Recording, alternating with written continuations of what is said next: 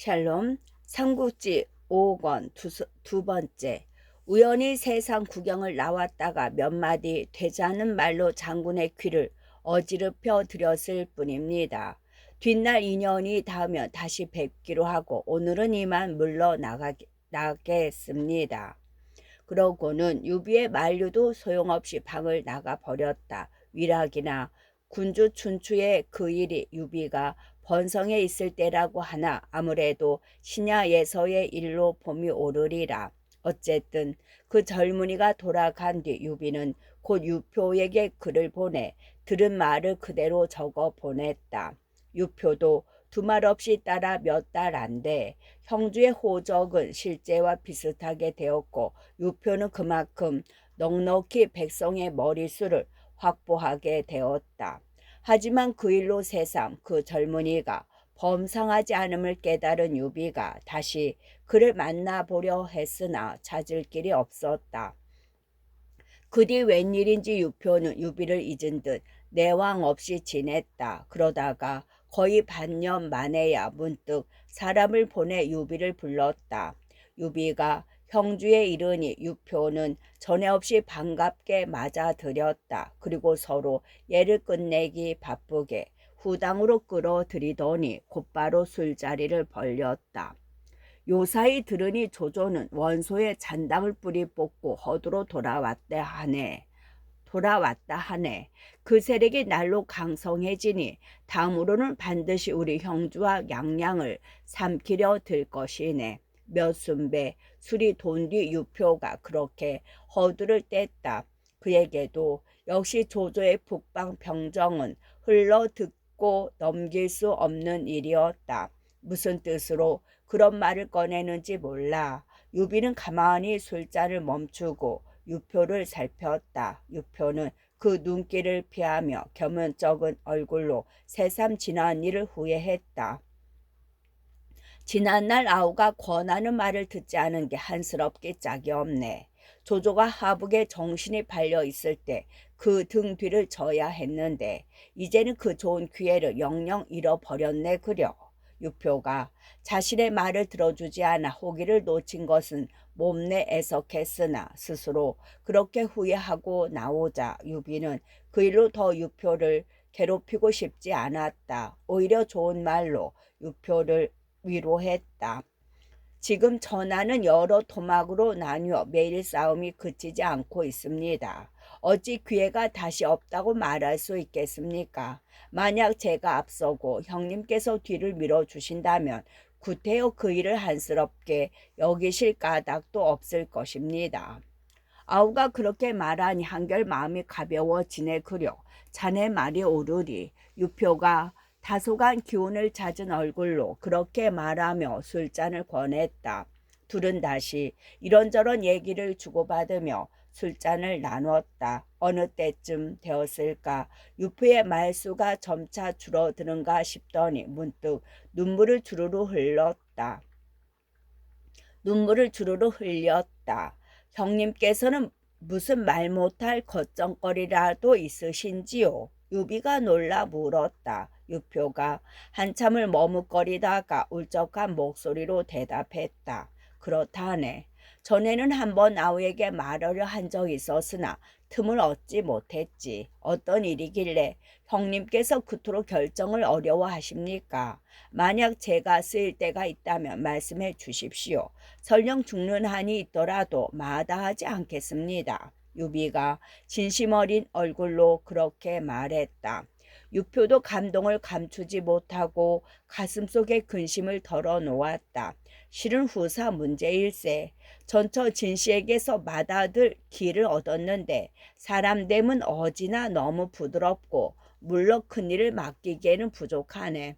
또 후처 제씨에게서는 둘째 종을 얻었는데 비록 총명 하나 맏아들 대신 세우려고 보니 예법에 어긋나는 것 같아 두렵네. 그렇다고 다시 맏아들 길을 세운다 해도 일은 곧 쉽지 않네. 자네도 알다시피 지금 형주의 군무는 모두 제시 집안 사람들 손에 있지 않은가. 길을 세운다면 뒷날 반드시 변란이 있을 것이니 이를 어쩌면 좋겠는가. 그래서 얼른 결정을 내리지 못하고 밤낮 없이 걱정만 하고 있다네. 옛부터 마지를 제치고 그 아래로 후사를 삼는 일은 나라를 어지럽히는 지름길이 되어 왔습니다. 만약 지금 최씨 집안 사람들의 권세가 무겁다고 조금씩 줄여 나가면 되지 않겠습니까? 권세가 무겁다면 조금씩 줄여 나가면 되지 않겠습니까? 잔정에 빠져 어린 아들을 후사로 세우셔는 아니 될 것입니다. 유비는 옳다고 믿는 바대로 대답했다. 그러나 유표가 무겁게 입을 다물고 있을 뿐 이렇다 저렇다 말이 없었다. 겉으로는 근심하는 채해도 유표의 마음은 이미 후처가 낳은 종에게 기울어져 있었던 듯했다. 그것도 헤아리지 못하고 마지를 세우라고 했으니 유피로 보면 실수를 한 셈이기도 했다. 거기다가 더욱 유표가 함부로 말하지 못한 것은 제부인이 병풍 뒤에서 둘의 얘기를 엿듣고 있으리란 짐작 때문이었다.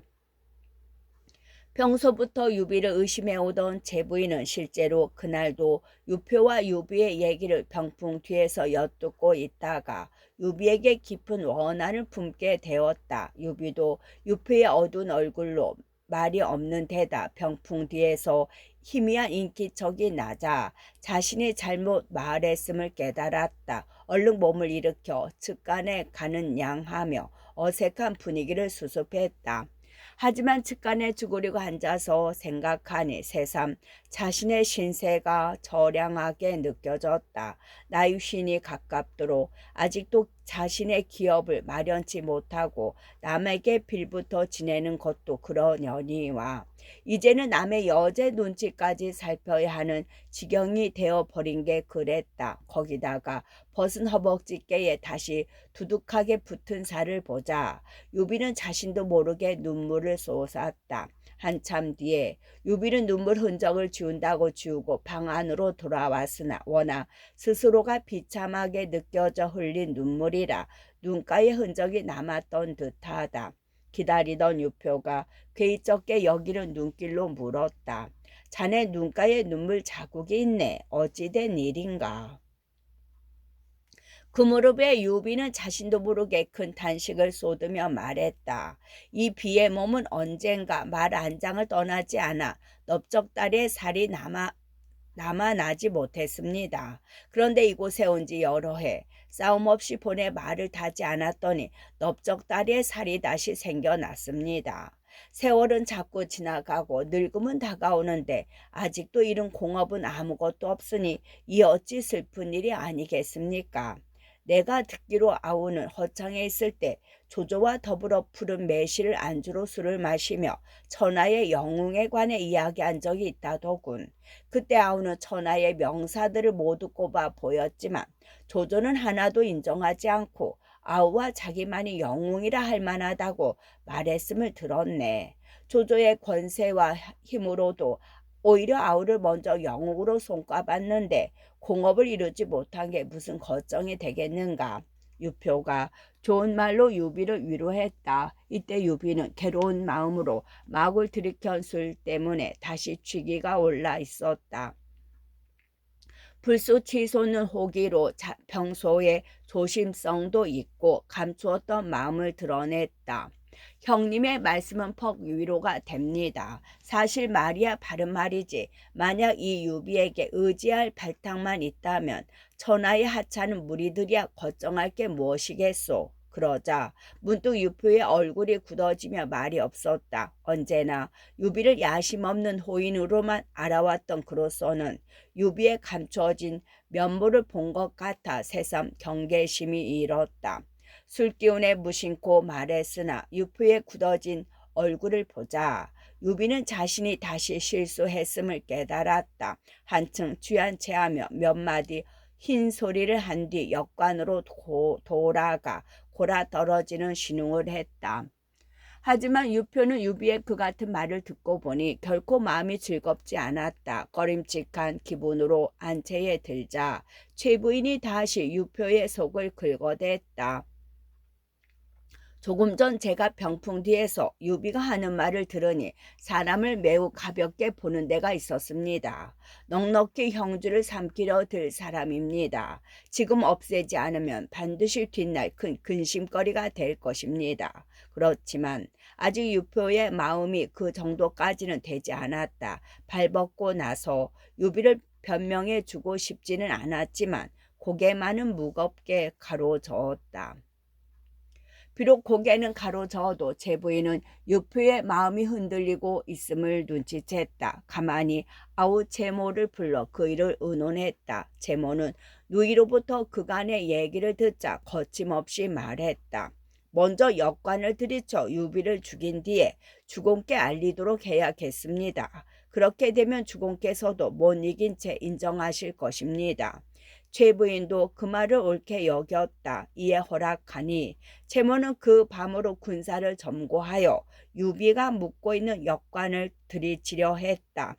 그때 유비는 역관에서 촛불을 밝혀둔 채 앉아 있었다. 골아 떨어진 채 하는 것도 잠시 낮의 일로 어떤 변화가 있을지 몰라 마음을 가다듬고 주위를 살피는 중이었다. 그런데 삼경이 지났을 무렵이었다. 이제는 별일 없겠지 하며 막 자리에 누우려는데 누군가가 와서 문을 두드렸다. 유비가 맞아들여 보니 이적이었다. 이적이 나지막하면서도 다급한 목소리로 말했다.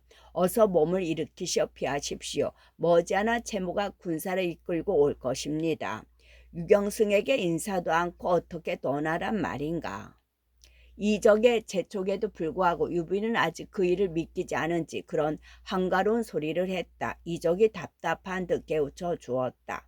만약 공께서 작별하러 갔다가는 반드시 채모에게 해를 입히실 것입니다. 얼른 피하기나 하십시오. 그러자 유비도 비로소 일이 심상치 않음을 알아차렸다. 급히 함께 데리고 온 군사들을 깨워 일제히 말에 오르게 한 뒤 날이 밝기를 기다리지 않고 어둠 속을 헤쳐 신야로 돌아갔다.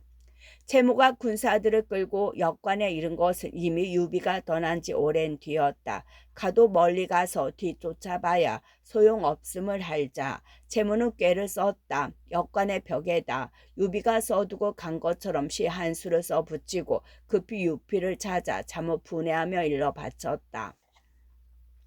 유비가 주공께 반할 뜻을 드러내 불쭉한 시 한 편을 역관벽에 써 붙여놓고 간단 말도 없이 달아났습니다. 유피가 좀 그 말을 믿지 않았다. 낮에 보여준 유비의 언행이 좀 꺼림칙하기는 했지만 그토록 빨리 속마음을 드러내리라고는 생각하지 않은 까닭이었다. 그 바람에 몸소 역관으로 가서 유비가 써 남겼다는 시를 읽어보았다. 여러 해 할 일 없이 괴로움만 겪다 헛되이 옛 산천을 바라보누나 용이 어찌 못 속의 물건이랴 우레 타고 하늘로 오르려 하네. 그 같은 시를 읽자 유표도 드디어 노했다. 워낙 유비가 낮에 한 말과 짝이 맞는 글귀라 막연히 의심하던 일에서 뚜렷한 증거를 잡아낸 기분까지 들어 칼을 뽑아들고 소리쳤다. 내 맹세코 이 의리 없는 놈을 죽이리라. 그러나 앞뒤 없는 노기도 잠시 몇 발 옮기지 않아 문득 생각하니 이상한 게 있었다. 유비와 함께 있었던 때가 수없이 많았으나 한 번도 그가 시를 짓는 걸 보지 못했기 때문이었다. 뿐만 아니라 아무리 기억을 되살려봐도 유비가 시문을 즐긴다는 말은커녕 제대로 지을 줄 안다는 말도 들은 적이 없었다. 이는 반드시 나와 유비를 이간시키기 위해 꾸민 계책일 것이다. 유고 유표는 마음속으로 그렇게 중얼거리고 다시 역관으로 돌아가 칼끝으로 그 시를 긁어내 버렸다. 불같이 노했던 유표가 다시 표정을 풀며 말 위에 오르는 것을 보자 채모는 다급했다. 유표의 속마음을 살피려고도 하지 않고 재촉했다. 이미 군사를 점거해 나왔으니 이대로 신야로 몰아가 유비를 사로잡도록 하십시오. 그러나 유표는 허락하지 않았다. 서둘러서는 아니 된다. 천천히 도모하도록 하자. 자신이 뱉어놓은 말이 있어 그렇게 얼버무리기는 해도 이미 유표에겐 유비를 죽일 마음까지는 없었다. 한편 채모는 유표가 마음속에 의혹을 품고 일을 얼른 결단하지 못하는 걸 보자 생각을 바꾸었다. 아무래도 유표에게 미리 알리고는 유비를 죽이기 어렵겠다 싶어 최부인과 의논 끝에 계책을 바꾸기로 한 것이었다. 이튿날이었다. 채모는 모든 관원들을 양양으로 모이게 해놓고 유표를 찾아가 말했다. 근년에 거듭 풍년이 들었기로 주의 여러 관원들을 양양에 불러 모아 그들의 애쓴 공을 위로했으면 합니다. 바라건대 주공께서도 함께 가셔서 자리를 빛내주시면 좋겠습니다. 듣기에는 그럴듯한 정이었지만 실은 거기에 이미 음흉한 속셈이 깔려 있었다. 유표의 건강으로는 그리 불가능함을 채무는 이미 알고 있었기 때문이었다. 과연 유표는 난색을 지으며 대답했다. 나는 요즘 몸에 병이 일어 양양까지 갈 수가 없다. 내 두 아들로 하여금 나를 대신해 손님을 접대케 하라. 두 분 공자님께서 아직 나이 어려 혹 예절에 어긋나는 일이 있을까 두렵습니다. 어렵더라도 주공께서 몸소 가심이 좋겠습니다. 채무는 뻔히 알면서도 능청을 떨었다. 역시 속셈이 따로 있어서였다. 유포가 한참 생각하다가 문득 좋은 수가 있다는 듯 말했다. 그렇다면 신하로가 유비를 불러 손님들을 대접게 하느니 어떻겠는가. 그 사람은 나이도 지긋하고 세상 일의 경험도 많으니 잘 해낼 것이다.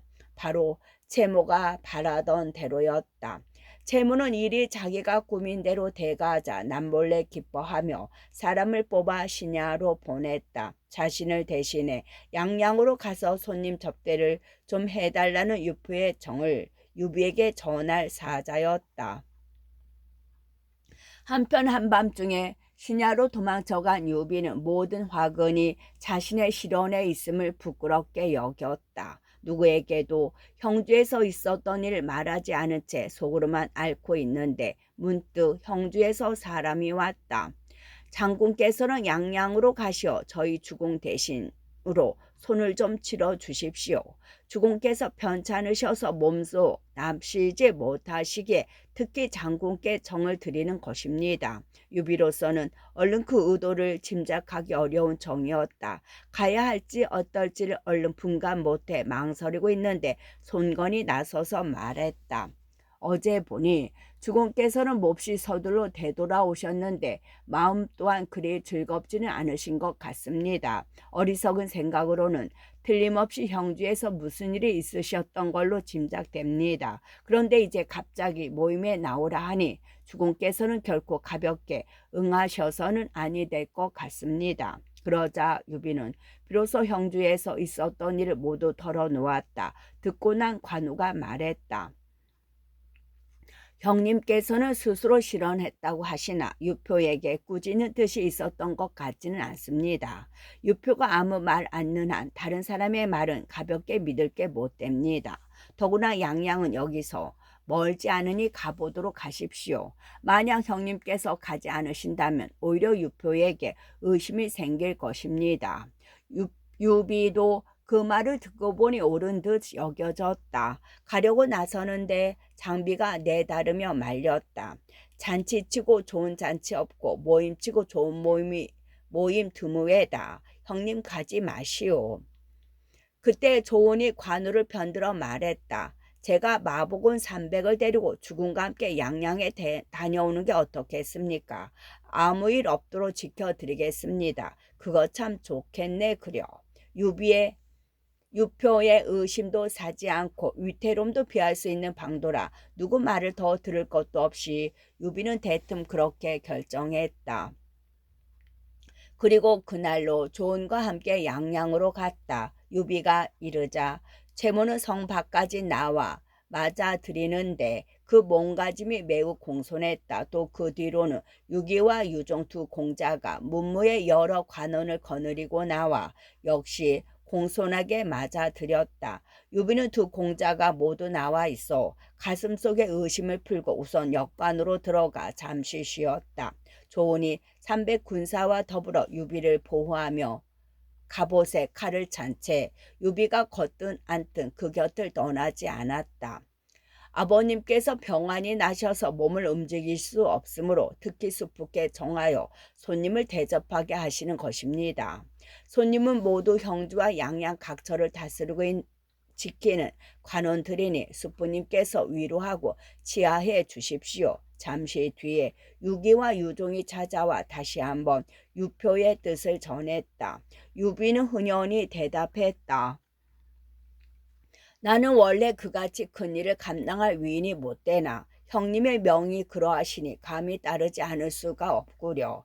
내 힘써 형님의 말씀을 지키려니와 너희들도 곁에서 나를 도와다오. 그렇게 별일 없이 그날 밤이 가고 이튿날이 밝았다. 형주 양양의 9곳 42고을의 관원들이 빠짐없이 이루고 있다는 정갈이 연이어 날아왔다. 제모는 이를 벌이기에 앞서 괴월을 불러놓고 제 속마음을 털어놓으며 의논했다.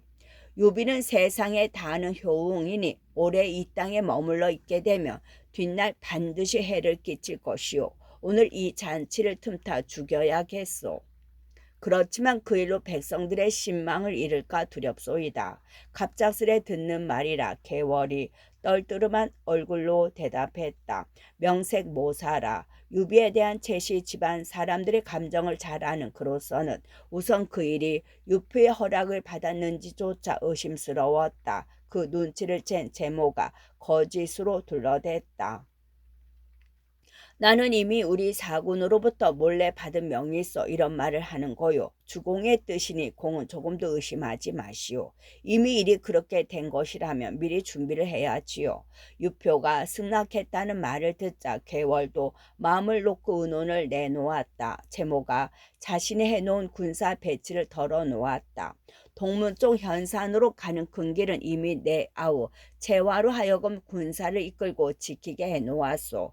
남문 밖 또한 체중이 지키고 있으며 북문 밖에도 체운이 있소. 다만 서문 쪽에만 지키는 군사를 보내지 않았는데 그것은 그럴 필요가 없기 때문이었소. 그쪽은 단계의 깊고 험한 물길이 가로막혀 비록 몇만의 군사를 거느렸다 해도 쉽게 빠져나가지 못할 것이요. 그래도 조은이 도통 유현덕 격을 떠나지 않고 있으니 손을 쓰기 어렵겠소. 개월이 또 다른 걱정을 했다. 최모가 다시 그런 개월을 안심시켰다. 그것도 준비가 다 되어 있어. 나는 이미 500 군사를 성 안에 감추어 두었소. 그제서야 개월은 마음 먹고 모사다운 꾀를 빌려주었다. 그것만으로는 조은과 그 수하 300을 당해내지 못할 것이오.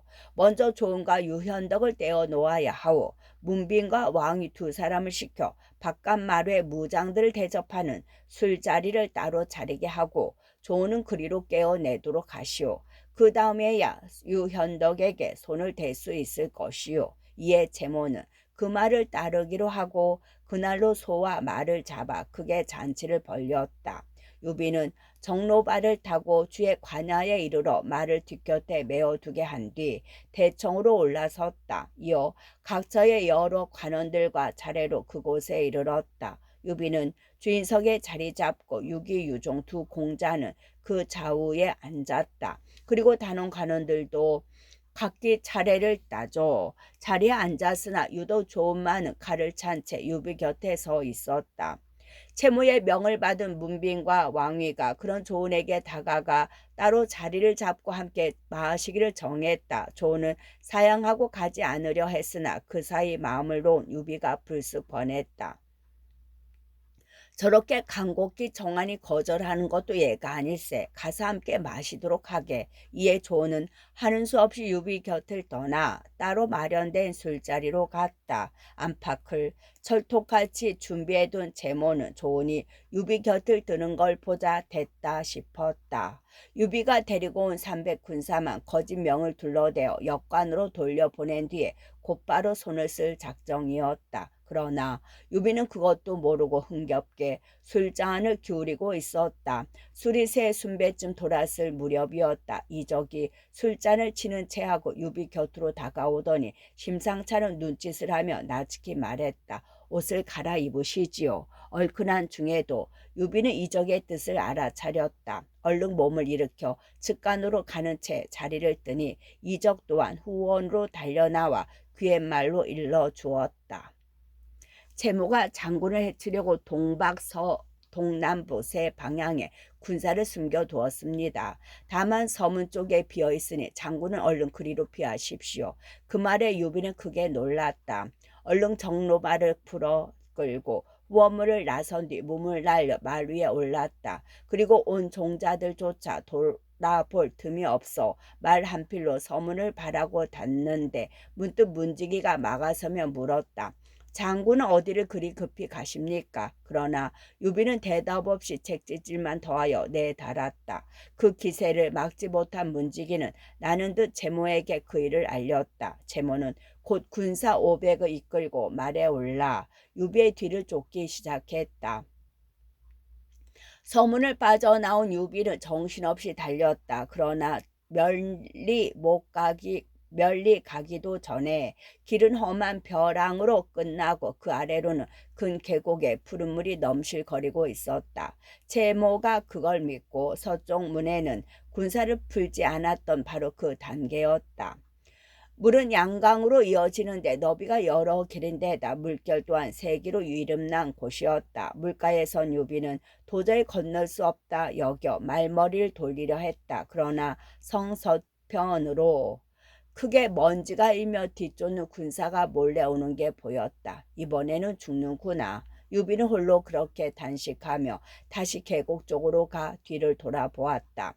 어느새 뒤쫓는 군사가 저만큼 다가들고 있었다.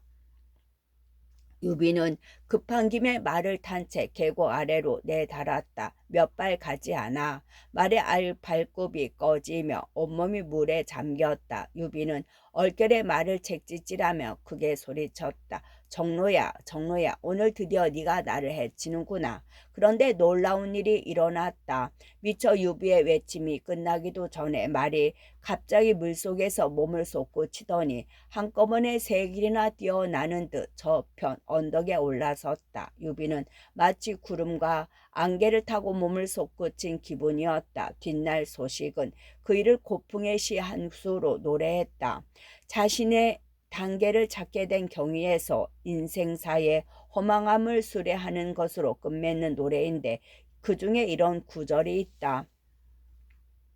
말 발굽은 푸른 유리 같은 물결을 밟아 깨고 하늘바람 이는 곳에 금채찍이 휘날린다. 귓전에는 천마리 말이 닿는 소리 들리는데 물속에서 호련 두 마리 용이 치솟아 나는구나. 여기서 두 마리 용이란 한데 어우러진 정로마와 유비를 가리킴이리라. 그리고 그 물은 단계인 동시에 유표란 못을 뜻한다고 볼 수도 있다.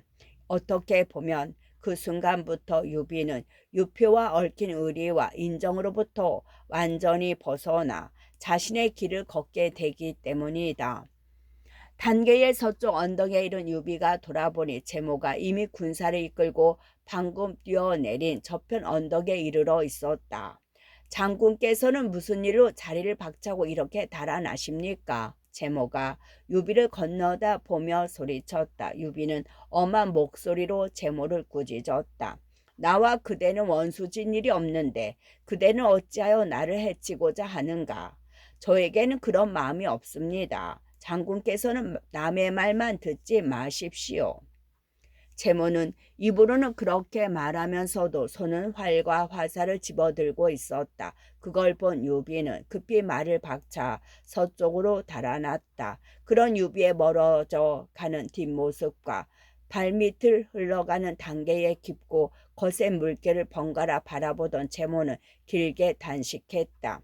이 무슨 신의 도움인가? 사람의 힘으로는 어쩔 수가 없구나. 그리고 군사를 돌려 성으로 향했다. 다시 다가오는 초야의 인맥.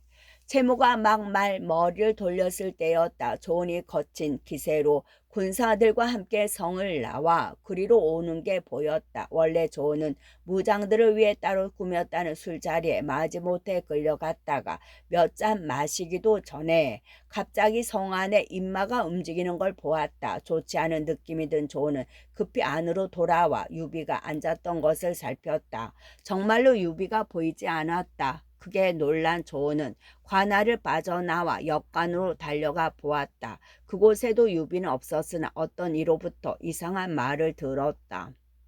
채모가 군사를 이끌고 누군가를 뒤쫓아 서문 쪽으로 갔습니다. 조는 그 말을 듣자 마음이 급했다. 얼른 창을 들고 마을 위에 오른 뒤 신하에서 데리고 온 군사 300을 이끌고 서문으로 달려갔다. 얼마 안 돼. 조는 방금 유비를 놓치고 돌아서는 채모와 마주치게 되었다. 우리 주공께서는 어디 계시오? 채모를 보자마자 조은이 거칠게 물었다. 조은의 험한 기세에 채모는 더러 겁이 나 시치미를 떼었다. 사군께서 자리를 빠져나가셨단 말을 듣고 뒤쫓아 나왔으나 나도 어디 계신 줄은 모르겠소. 하지만 조는 조심스럽고 세밀한 사람이었다. 채모의 말을 듣고도 못 믿겠다는 듯 말을 몰아 앞으로 달려갔다. 오래잖아 깊고 험한 계곡이 앞을 가로막아 더 나아갈 수가 없었다. 이에 다시 말을 돌려 돌아온 조은은 채모를 보고 따지듯 물었다. 그대는 우리 조공을 잔치에 정해놓고 어찌 군사를 이끌고 쫓았소?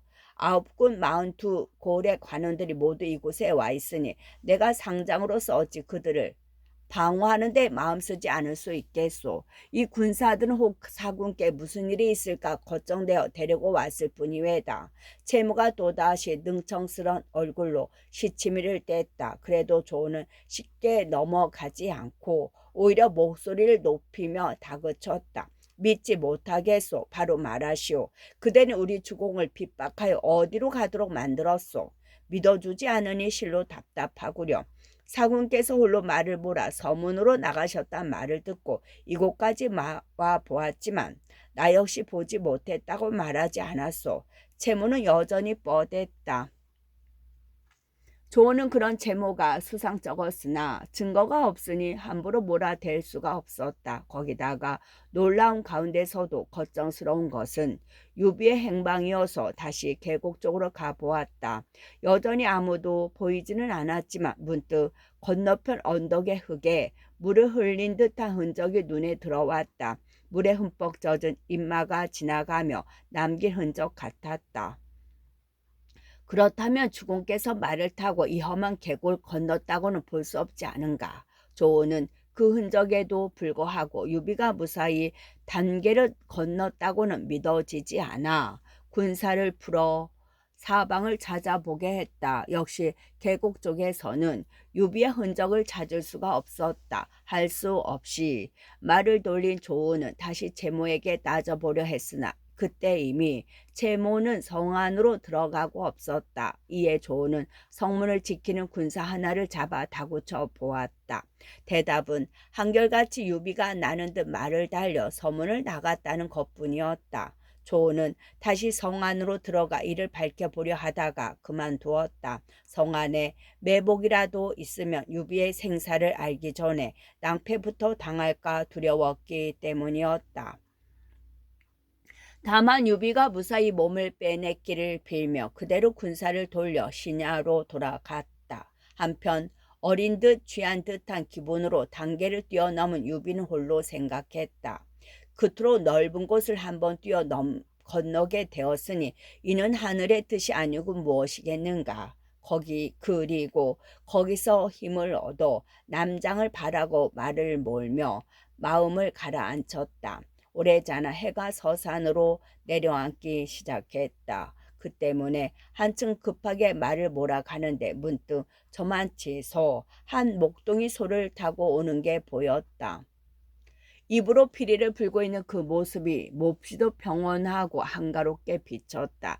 내 신세가 실로 너만 못하구나.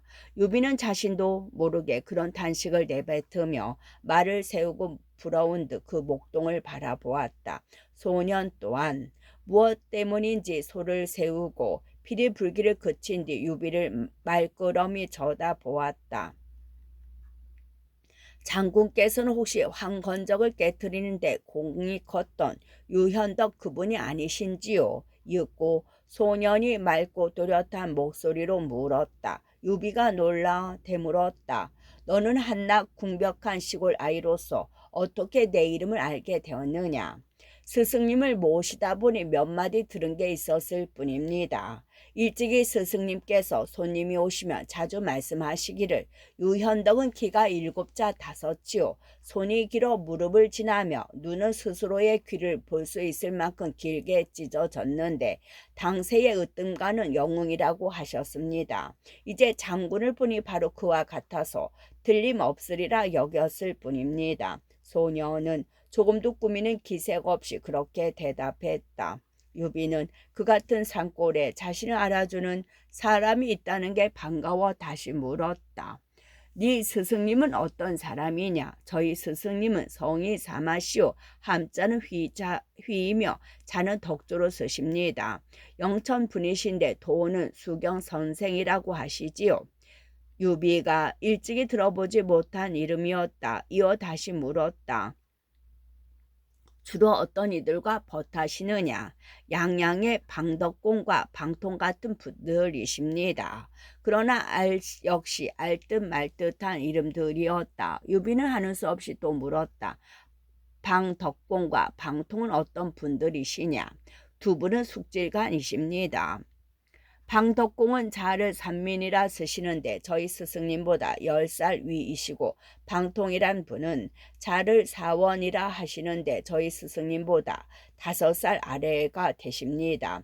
하루는 이런 일이 있었지요. 스승님께서 뽕나무 위에 올라가 뽕잎을 따시는데 방통이란 분이 마침 찾아오셨습니다. 그리고 나무 아래 앉아 나무 위에 스승님과 말씀을 나누시는데 하루 종일 말씀을 나누어도 두 분 모두 실증나 하는 기색이 없었습니다. 스승님은 방통이란 분을 매우 사랑하셔서 언제나 아우라고 부르십니다. 제자로 보아 그 스승이 예사 아님을 알겠고 또 그 스승이 아끼는 걸로 보아 방통이란 사람도 대단한 줄은 알겠으나 유감스럽게도 유비에게는 아무래도 들어보지 못한 이름들이었다. 숨어 지내는 현사들인 듯했다. 그 바람에 유비는 자신의 고단한 저지도 있고 목동에게 은근하게 물었다. 지금 너희 스승은 어디 계시냐? 앞에 보이는 저 숲속에 스승님이 장원이 있습니다. 소년이 손가락으로 앞을 가리키며 대답했다. 그제서야 유비는 자신을 밝히며 정했다. 나는 네 말대로 유현덕이다. 너희 스승님을 뵙고 싶은데 길을 좀 인도해 주지 않겠느냐? 소년은 그청에 두 말 안고 앞장서서 길을 안내했다. 두 마장쯤 가자 과연 숲속에서 한 장원이 나타났다. 유비는 장원 앞으로 말을 내려 조심스레 안으로 들어갔다. 중문을 지나는데 문득 검은고 소리가 들려왔다. 유비는 소년에게 검은고 소리가 그치거든 자신이 온 것을 알리도록 시켰으나 구태여 그럴 필요까지 없었다. 갑자기 검은고 소리가 뚝 그치더니 한 사람이 웃으며 나왔다. 검은고 소리가 맑고 그윽해지며 그 중에 문득 높고 굳센 가락이니 반드시 영웅이 엿듣고 있는 것 같구나. 밖에 어느 분이 오셨느냐. 끝.